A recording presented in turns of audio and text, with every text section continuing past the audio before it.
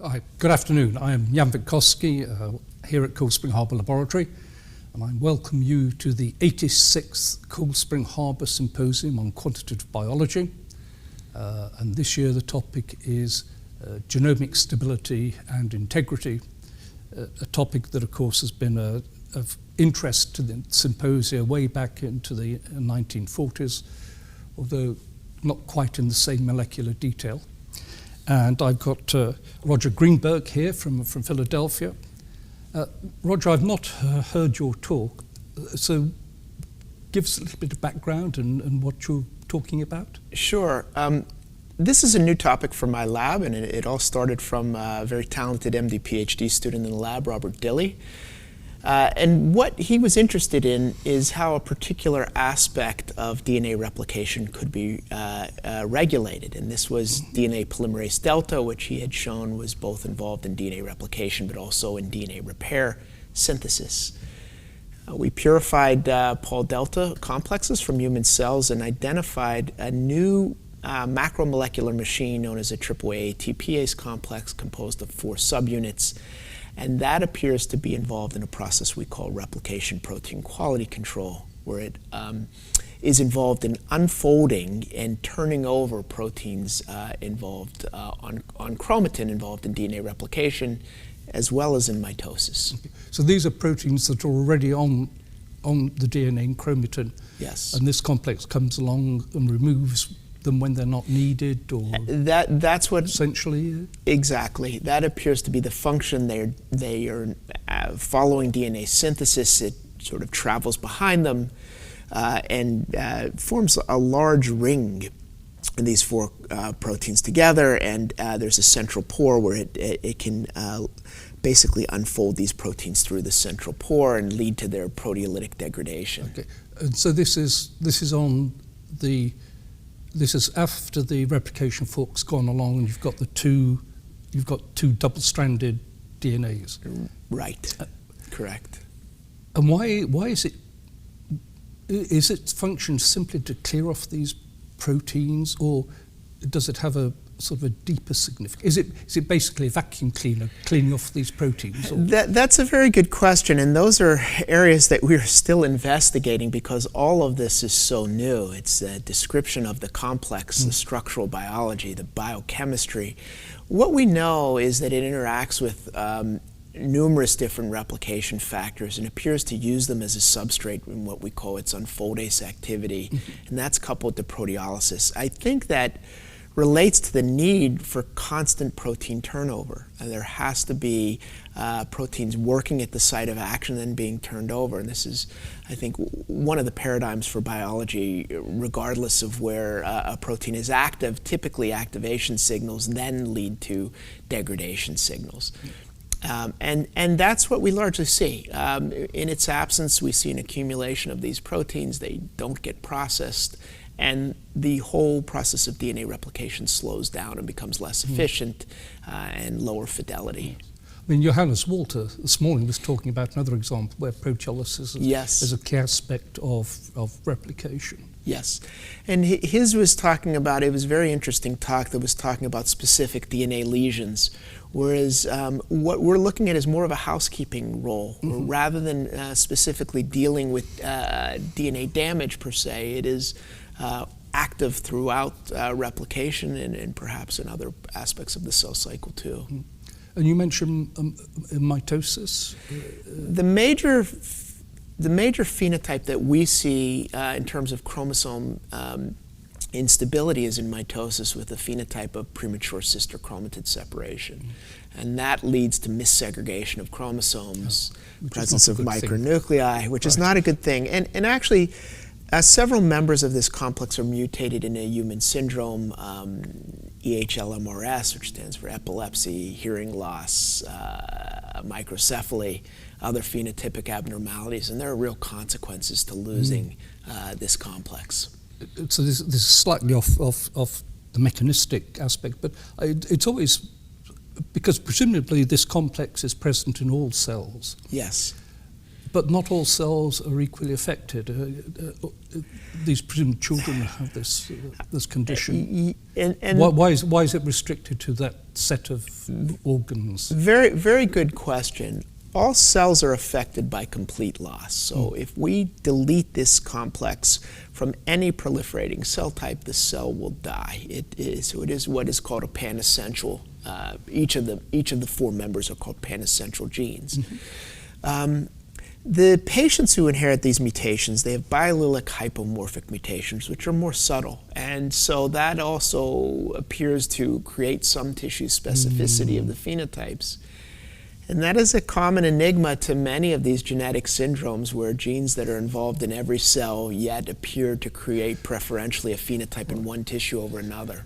I guess if there's a dosage effect, for a low dose in one cell type might be very bad for it, but in another cell type it's not so consequential. That may be the case, right? That there is differential sensitivity to loss of or partial loss of function. How does this complex come together? It appears to be a constitutive complex that we can recreate with recombinant protein. We don't need post-translational modifications to the best of our knowledge for it to come together, and there are really specific interactions that we can observe, and we can create mutations in different members of the complex that will selectively disrupt interaction with other members. So it performs this removing. So how does it know what proteins to remove? That is an interesting question, and that is one that we are still trying to fully understand. It relates to another unfoldase complex called P97, and there are two components of this complex, SPADA5 and 5L1, that have quite a bit of homology to P97. P97 requires interaction with adapter proteins that allow it to recognize ubiquitinated substrates and unfold them. We don't have any evidence for ubiquitination being a signal. In fact, we've looked at that quite extensively, and we don't see ubiquitination of the substrates. So proteins that are going to be degraded aren't signaled or flagged, so to They speak? don't seem to be signaled by ubiquitin. We can't rule out all other modifications. It's possible there's something else, but we don't have any evidence for it. What we'd predict is that this is on chromatin, and as the fork passes by, it's interacting with these proteins that are long-lived on the DNA and is able to unfold them without another signal. But we don't know that, and that's still an open area of investigation for us. But again, does this complex deal with every protein that it comes across as it goes along the chromatin? We don't think it deals with every protein, and in fact we know that there are interactions that we don't see any evidence of unfolding or processing by this complex. So what are the rules for specificity or something that we'd like to learn, but I would say that we don't have a good handle on that yet. And do you do all this work with purified or recombinant proteins? It's a mix of recombinant proteins as well as a lot of cell biology. So most of the experiments to start were with cell biology. We have established a very good collaboration with a long-standing collaborator, Dr. Elton Zekaraj, who's at the University of Leeds, and his postdoc, Martina Foglizzo. And they've been able to assemble this entire complex in insect cells. They have been able to do a lot of biochemistry on it. They've been able to get negative stain and cryo-EM structures of this.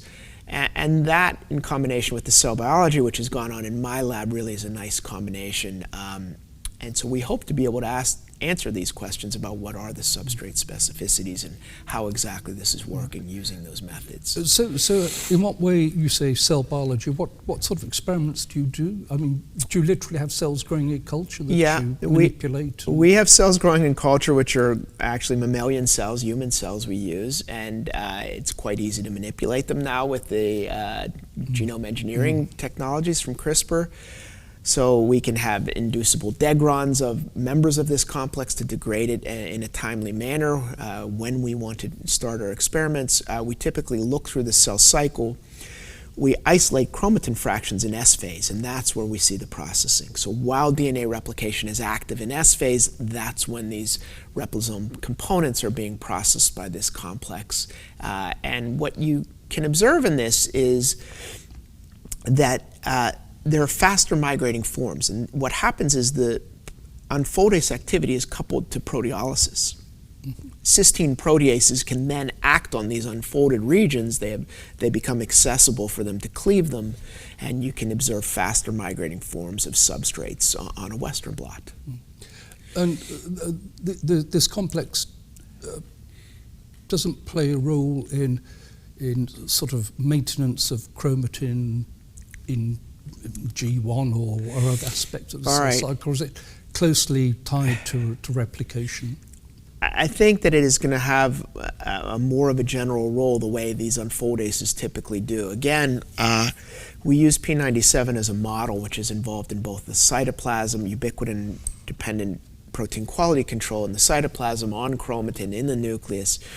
And when we purify this complex, what we see is many interactions with many different factors, the ribosome, transcriptional complexes, and others, the proteasome. Right. So I think it'll have broad roles, and I actually would predict there will be roles in G1 as well. The question we were specifically focused on was replication, and that's primarily where our experiments have been done, but I would think a more broad role.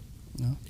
I'm always fascinated when talking about complexes, thinking about the evolutionary processes that have enabled these large complexes to come into being. Yeah.